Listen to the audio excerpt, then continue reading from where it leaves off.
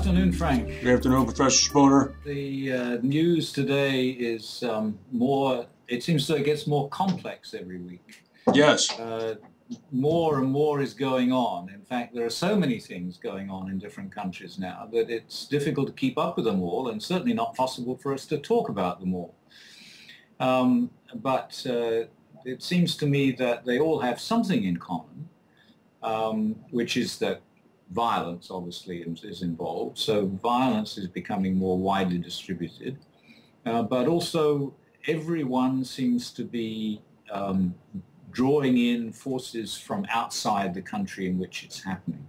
Mm-hmm. So it seems to me that the internationalization of everything is progressing faster and faster, and yet the institutions we have for doing something about this are the old institutions of 50 years ago, the ones we set up with the beginning of the United Nations. Mm-hmm. And we haven't made much progress since then. Well, let me ask you a question. There's a couple of news items. Let's see how you can draw that in and insert the internationalization, if you will. All right, there was just before we started, we were talking about the drought in the United States, which is going to dramatically affect food prices globally. We were talking about the naming of Congressman Paul Ryan, a economic conservative, as the vice presidential choice for the Republicans. We were talking about Mohammed Morsi in Cairo, unilaterally retiring the two generals, sending a very clear signal to the Egyptian people that it's his ball game, so to speak, to win or lose. And then we saw the recently defected Prime Minister of Syria popping up, saying that all claims to the contrary, the Assad regime is really on the brink and is about ready to go. So where do you see the internationalization input angle for those? Well, I don't know whether we can do the same thing for everyone. And of course, as far as the drought situation is concerned, as far as I know, there's no violence involved at the moment. Not yet. But food riots are a staple, if you will, no pun intended, of human history. Yeah, and people have been telling us to expect that sort of thing to be happening again before too long. But the thing is that American corn has become a staple agricultural product in many countries of the world. It's not only the ethanol in this country, it's corn syrup that goes everywhere, and American corn is exported for livestock and other purposes to a number of other countries. So it's going to affect the international meat market and the international market for everything, presumably, that uses corn syrup. Which is a very long list. Apart from the fact that anything that uses gasoline in this country will also be affected. No, there were riots in northern France, in Amiens, yes. And I haven't seen any details of what caused them, whether it was something similar to what happened in London a year ago or not, I'm not sure. But the situation in Egypt is particularly interesting and different again, because nobody expected that the civilian president would be able to tell the army where to go. It was shocking. And so it's difficult to accept it entirely on face value, that he should have been able to summon the generals in and give them a sort of handshake to say goodbye on good terms and maintain them as advisors, and then appoint new generals without any apparent conflict is quite amazing. So I assume that we'll hear more about that, and it must obviously have something to do with what's been going on in Sinai, which is presumably going to require a complete revision of the treaty between Israel and Egypt that is now, 30 years old? Exactly, from 1982. Yeah. Right. Yeah, so that's that one. The Syrian situation, everything that happens in Syria has to do with what's going on in Turkey, Iran, Saudi Arabia, Jordan, and Lebanon, apart from America and Russia and China. If the what's the man's name who talked today, if we can take his words at face value, it's simply going to produce a more difficult situation between all the foreign powers that are involved. And of course, despite the fact that Hillary Clinton says something to us in a different country every day, I'm sure she's not going to tell us exactly what is going on. The Paul Ryan incident is introduction of Paul Ryan is particularly interesting because it shows that the election in this country is going to be about what happens in this country.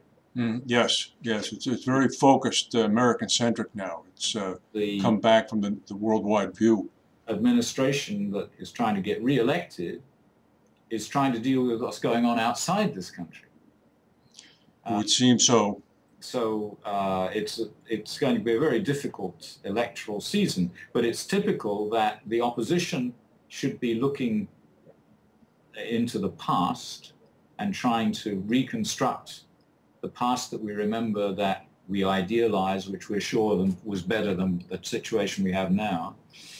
And the people who are trying to move ahead are looking at the more global situation. Well, I'm a little struck by this because we've seen political campaigns in France and in Spain and in Portugal that have run on this this kind of pump priming, end of austerity kind of platform, and they've won. And they're having a devil of a time now trying to convince Chancellor Merkel to follow the same line. And it even seems as if David Cameron in the United Kingdom might be willing to come around because the British economic situation just keeps getting worse and worse and worse each month that goes by. But yet the Republicans apparently are going to stand up in this country and advocate increased fiscal conservatism, increasingly seeking to turn the pump priming stimulus taps off and go back to the future. And it just strikes me as I mean, it's so contrary to what seems to be the mood of not only this country, but also perhaps the mood of the electorate elsewhere. I mean, I just don't understand it. Do they not have a sense, and this is a globalization issue, that people simply have had enough? There's a long article in today's Washington Post about the spate of so-called economic suicides occurring throughout Europe now, beginning, of course, with the famous cases in Greece, but spreading now to Italy and to France and to elsewhere. It's almost a diagnosed phenomenon. And there's considerable talk in the article about it's going to happen in the United States, and I'm sure that it will. Well, I think the way you've introduced that is very interesting because, to my mind, the financial situation is further ahead on a trajectory of globalization than any other dimension of modern life. It always is. And the British economy was doing very well up until 5 years ago or so, simply because Margaret Thatcher had managed to turn London into the global center for international finance. And that the benefits from that had percolated down to a lot of other things, though not yet far enough to make the British economy independent of what was going on in London. But that may have happened, that could have happened possibly if it had been allowed to continue for a while. The problem with, once there's a financial crisis, everybody begins to complain about the inequality that increases as the scale increases. And I think that it's inescapable and inevitable that as the globalization progresses further, the degree of inequality throughout the world will also progress further, simply because there are more people to be different from each other. And 2,500 years of political science so far has not been able to show us how to manage a society without inequality. The biggest effort that we've seen was the Soviet experiment for just under 70 years, which really didn't have much to show for the effort. So when there's a crisis, people want to turn back, and if everything takes off again, they'll want to go forward. And I don't see how to get away from that. Well, the economic situation that you just described within the context of globalization, I think is very accurate. But I would submit that there are two additional factors here. The first is that because of the increase in globalization coming from the increase in global communication and global social awareness, people are much, much more acutely conscious of the economic inequalities.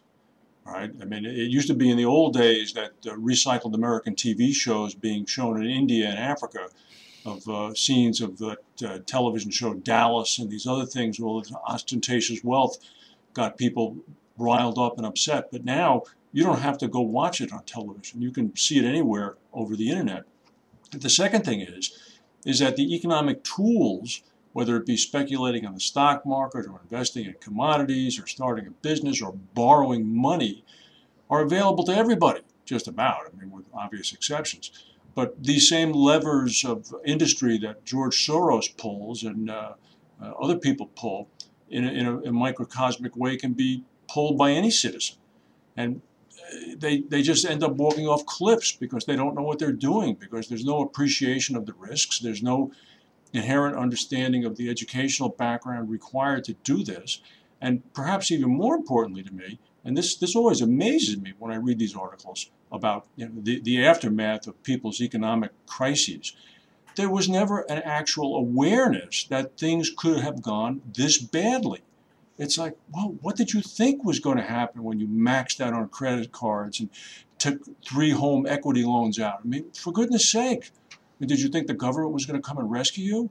I mean, that's an extreme example, but I mean, you see it everywhere. It's this, and I don't want to sound like a Republican, but it's this reneging of personal responsibility. Before we came on, we were talking about the obesity crisis in the United States. And with the one state of Mississippi, for example, 1 out of every 3 citizens is obese, meaning they're at least 30 pounds overweight. And it's not their fault for eating too much. It's other people's fault for giving them the things to eat. Well, I mean, that's one way to look at it, but come on now. I mean, talk about your quality of life and your future medical expenses. And I mean, it just, when does it stop? I mean, anyway, just to introduce another factor into this, which I think is particularly interesting and will be a good way for us to finish our chat this week, so much of it has to do with public opinion now, that and public opinion was not so powerful in the past. And in the past, public opinion was a little bit more stable than it is now. Now public opinion changes very fast. And the situation in England this past summer has been very interesting in that regard, because everybody was complaining before the Diamond Jubilee, and then somehow they managed to put on such a fantastic show that everybody was very happy after it. And then everybody complained about the Olympics coming up, and so that even Mitt Romney was infected. Oh, yes. Yeah, the security situation was dismal. They wasn't ready for the Olympics. The British had botched it. That's what everybody was concerned about. And then the Olympics were an incredible an astounding success, with amazing shows at the beginning and the end. And of course, England, with a fraction of the population of China and America, got the third rank in the medal count. So, and this has made everybody happy again. But one thing that I thought was particularly interesting about the Olympics in England was, if you look at I haven't watched many Olympic opening ceremonies or finales, but from what a little I know about them, I think the quality of the opening and closing ceremonies this year was distinctively different from most of what's ever happened before. Yeah, indeed. And that could be for a number of reasons. But I think there are reasons that have to do with the way the world is changing generally. That is, it was proletarianization. That is, it was catering to not to elite tastes, but to general public taste. You are corroborated in that, and if you need proof of that, you should go to YouTube and watch the 15-minute musical segment on the glorification of the British National Health Service, which was choreographed better than an Alvin Ailey show. Yeah. It was amazing. Yeah.